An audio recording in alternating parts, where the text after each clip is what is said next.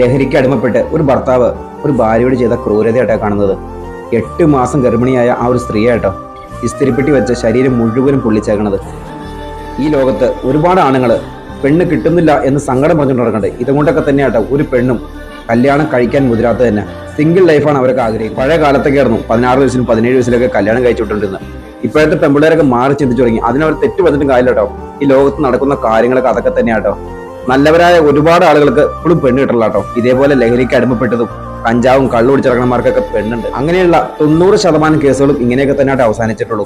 ചിലപ്പോൾ കല്യാണത്തിന് മുന്നേ ഒരുപാട് പറഞ്ഞിട്ടുണ്ടാവും, അവൻ ശരിയല്ല, കള്ളുടിയനാണ്, കഞ്ചാവാണെന്നൊക്കെ പറഞ്ഞിട്ടുണ്ടാവും. പക്ഷേ പ്രേമല്ലേ തലയ്ക്ക് പിടിച്ചിട്ടുണ്ടാവില്ല. പിന്നെ അന്വേഷിച്ച് കെട്ടിച്ചു കൊടുത്തതും ഇങ്ങനെയൊക്കെ തന്നെ ആവും. അതൊക്കെ ഒരു വിധിയാണ്. പിന്നെ ഈ ഒരു സിസ്റ്റം ഇന്നും ഇങ്ങനെ നിലനിന്ന് പോണതിന്റെ കാരണം നമ്മുടെ നിയമം തന്നെ കേട്ടോ. നിയമത്തിനെ ആർക്കും പേടിയില്ലാത്തതുകൊണ്ടാട്ടോ ഇപ്പോഴും ഇതേപോലെ ക്രൂര കൃത്യങ്ങൾ നടക്കുന്നത്. ശരിക്കും ഇങ്ങനെയുള്ള കാര്യങ്ങൾക്ക് പേടിക്കുന്ന നിയമം വന്നാൽ പിന്നെ ഒരിക്കലും ഇതേപോലുള്ള പരിപാടി ചെയ്യാൻ ആരും മുതിരില്ല കേട്ടോ. ആ നിയമം വരാത്തടത്തോളം കാലം ഇനിയും ഇതൊക്കെ തന്നെ തുടരും. അത് മാറാത്തടത്തോളം കാലം ഇനിയും ഇത് തുടരുക തന്നെ ചെയ്യും കേട്ടോ.